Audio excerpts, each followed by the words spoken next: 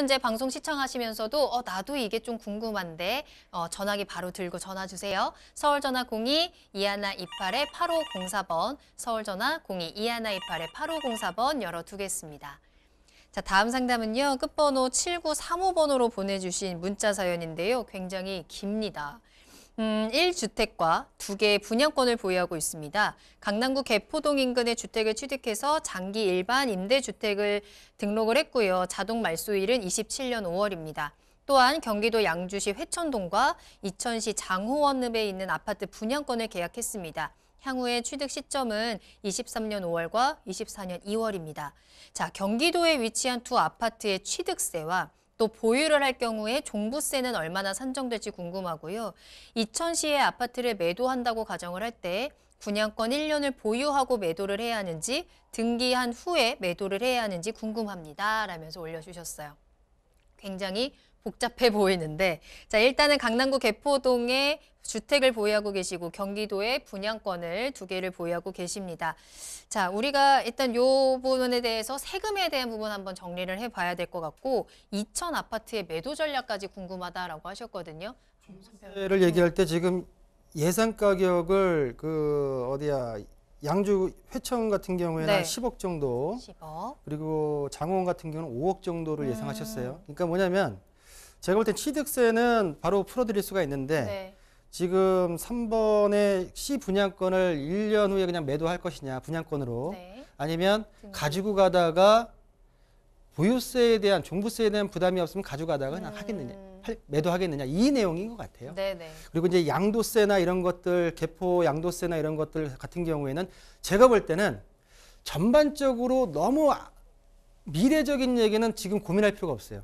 왜냐하면 우리가 지금 하고 있는 세금이나 정책들이 우리가 학교에서 배웠던 교과서에 나오는 경제학 원론이나 원론의 어떤 이론적인 게 아니에요. 정책권자에 의해서 계속 지금 변경되고 있다. 그때 순발력 있게 잘 반영을 시키면 된다라고 말씀드리겠고요. 일단 지금 앞에 나와 있는 우리가 지금 시급하게 지금 해결할 부분만 가지고 한번 말씀을 드려보겠습니다. 좀 정리를 해봤는데요. 2016년도 4월에 서울 개포동에 있는 분양권을 계약을 했습니다. 자, 순서를 이렇게 지금 가는 겁니다. 이렇게. 자, 그리고 2019년도 3월에 지금 보시면 A주택이 준공이 돼서 취득을 했습니다. 취득. 아파트 같죠? 개포동에 지금 아파트 같은데 지금 이 아파트 같은 경우에 준공이 2019년도 3월 달에 준공을 해서 불과 2달 후에 장기 일반 사업자로 등록을 했습니다. 8년짜리로. 8년. 그리고 나서 2020년도 9월 달에 B 분양권, 경기도 양주시에 있는 B 분양권, 조정대상 지역에 있는 B 분양권을 계약을 했습니다. 그리고 나서 2021년도 7월 달에 장호원에 있는 비조정 지역에 있는 분양권을 계약을 했습니다. 자, B 분양권이 2023년도 5월 달에 준공이 되고요. 2024년도 1월 달에 장호원 분양권이 준공이 됩니다. 그리고 2027년도 5월 달에 지금 A주택 개포 장기 일반 임대사업자 등록이 자동 말소가 됩니다. 이 내용입니다. 자, 첫 번째 그러면 B주택과 C주택에 대한 취득세가 어떻게 됩니까? 라는 질문을 먼저 해결하겠습니다. 제가 취득세 한번 이 내용에 대해서 지지난 시간인가 한번 말씀드린 적이 있는데요. 취득세, 분양권도 언제부터 주택수에 포함된다? 2020년도 8월 12일부터. 분양권은 언제부터 양도세, 주택수에 포함된다? 다르다고 했죠? 네. 2021년도 1월 1일부터. 자, 취득세는 2020년도 8월 10일 언제입니까? 8월 10일. 요 사이죠.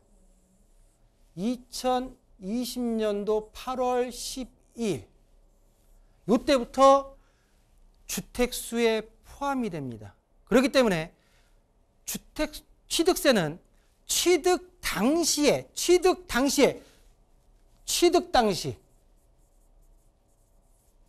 그리고 개정세율. 자, 그 전은 완공단식, 완공. 그리고 종전세율. 그 내용을 뒤에서 한번 보겠습니다.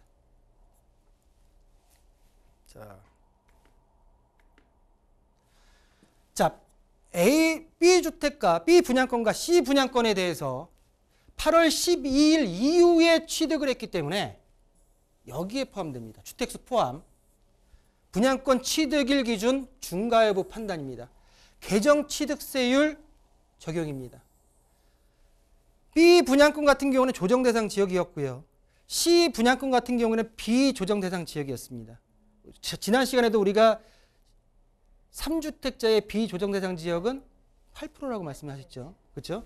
자, B 분양권 같은 경우에 주택에 대해서 A 주택이 있었고 B 분양권 취득 당시에 2주택입니다. 그러면 조정이기 때문에 8%입니다. 8%입니다. 똑같이 C 분양권 같은 경우에도 그 이후에 매수를 했기 때문에 C 분양권 같은 경우에 3주택입니다. 그렇지만 비조정 대상 지역입니다. 비조정 대상 지역의 3주택은 8%.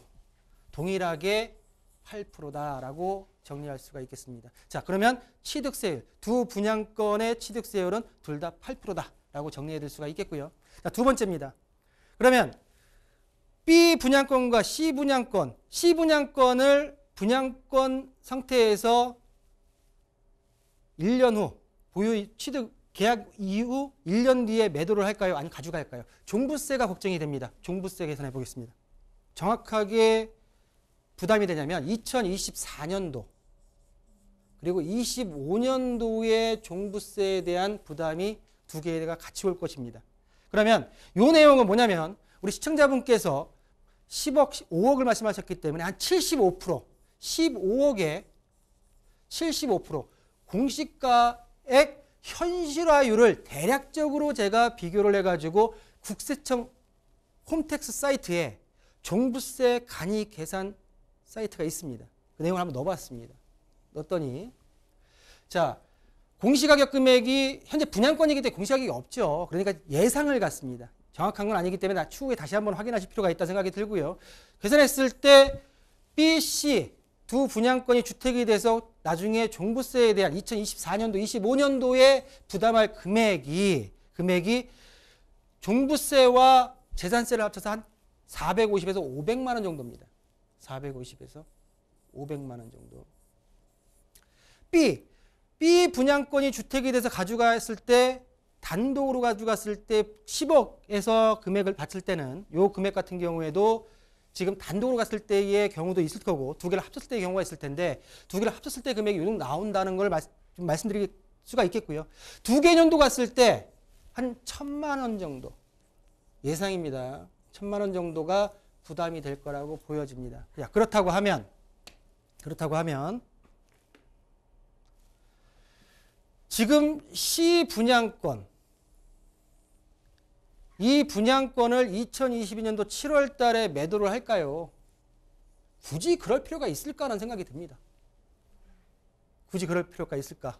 8%에 대한 취득세 그리고 추후에 지금 현재 준공 이후에 2년 보유하고 그리고 나서 일반 세율로 간다 하더라도 굳이 제가 볼 때는 양쪽에 있어서의 어떤 금액적인 큰 차이가 없고 어떻게 보면은 향후에 가져가셨을 때 좀 더 이득금이 더 클 수 있기 때문에 제가 볼 때는 가져갈 거를 좀 가져가는 게 맞지 않을까라고 정리 좀 해드리겠고요.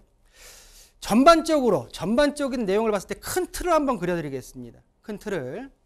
자, C 분양권을 일반 과세로 2년 보유에 준공 후에 매도하시고 첫 번째로. 그리고 두 번째 B주택. 지금 2003년도 5월 달에 준공이 떨어지는 양주 회천지구의 아파트 큰 평수죠. 이 평수를 거주주택 비과세 혜택을 주임사 혜택을 받으시라. 그리고 나서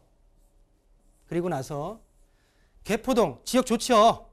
이 지역의 소형주택이라고 말씀하셨기 때문에 이 주택을 추후에 동일 개포동 지역의 재건축 대형 평수나 제 개인적으로 추천드린다고 하게 되면은 인근 지역의 토지거래 허가구역 내의 아파트로 일시적 2주택에 대한 혜택을 보시는 게 어떨까라고 정리해드리겠습니다. 취득세에 대한 부분은 8%로 정리를 할 수 있을 것 같고요. 또 종부세에 대한 부분도 대략적으로 정리를 해드리면서 현재 가지고 있는 두 개의 분양권은 일단은 계속해서 보유 의견 드렸습니다. 이와 함께 또 지금 세 개의 주택을 가지게 되시니까 차례대로 앞으로 향후에 대해서 투자라든지 세금에 대한 전략까지 정리를 잘 해드렸어요. 잘 적어두셨다가 놓치지 말고 혜택과 함께 또 수익도 충분히 볼 수 있기를 응원하겠습니다. 자, 다만 저희가 방송에서 전해드리는 내용은 전문가 개인의 의견일 수 있다는 점 유의해 주시기 바랍니다. 투자는 투자자 본인의 책임과 판단에 따라서 이루어지면 좋겠습니다.